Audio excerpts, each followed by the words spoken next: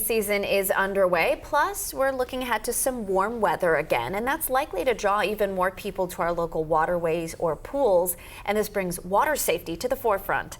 Jose Chang, the regional manager at Seattle British Swim School, is here to go over some of those water safety reminders. Thanks for being with us, Jose. Thank you so much for having me today, Farah. Of course. Well, you brought a few items with you. Could you first talk about the importance of life vests? Yes, of course. So one of the most important things while you're boating or you are in open water is make sure you're wearing a U.S. Life Coast Guard life vest. So this one's an adult one, so it's not one of our kids' ones, but make sure, one of the most important things, make sure it's snug and it's properly sized for the wearer. So you want to make sure there's no tears, you want to make sure there's no rips, and you want to make sure it's the right fit for you as well. And you mentioned this is an adult vest, yeah, so there's definitely a difference. They're smaller They're for way children. smaller for children. They go through all sizes. They have them all for like babies all the way to adults as well. Okay. So, yes. And is this something that people would typically have on their boat, or is this more so like it can end up being a toy for a child? So this is more of a toy for a child. It's not a replace for supervision whatsoever, but it's more of a floating device. It does help, and for the kids, they really enjoy it well, and the parents get a little bit of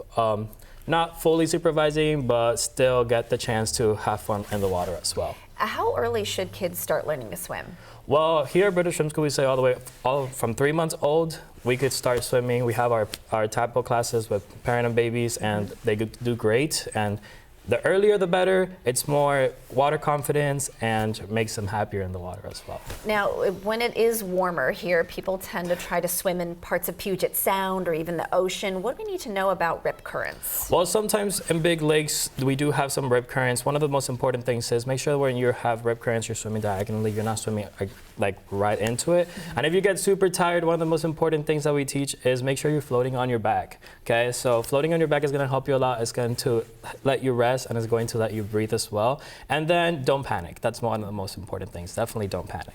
When it comes to the term water watcher, what does that mean, and why should we have one? Well, water watcher, what we call water watcher is someone that is looking at the water at all times, especially like around the pools, mainly supervising kids. It's an adult that is not using the phones, not drinking, or not having that fun time that we do when we're around the water. It's just mainly focusing on the safety of anybody in the water. We typically tend to say, let's trade around 15 to 30 minutes so everybody gets to have that fun time as well, but everybody's watching the water responsibly as well. Now, there's an importance of knowing how to swim, but what is the importance of knowing how to tread water, and what's the difference there? Yes, of course. So swimming is fundamental, obviously, for safety, but treading water, especially if you're in open water, could save your life. So if you could stay afloat for a longer period of time, that gives people a chance to see you, or also if you're in a pool or something and you get tired, treading water is going to help you reach that safe entry, safe exit area that we call as in like getting out of the water. But most importantly, treading water, I would say, is for the ocean or lakes. Like that's going to help you a lot staying afloat. Okay. All right. For a link for more information about water safety reminders, just text the word safety to 206-448-4545. We'll send that to you. Jose, thanks so much for being here with us. Thank you so much for having me.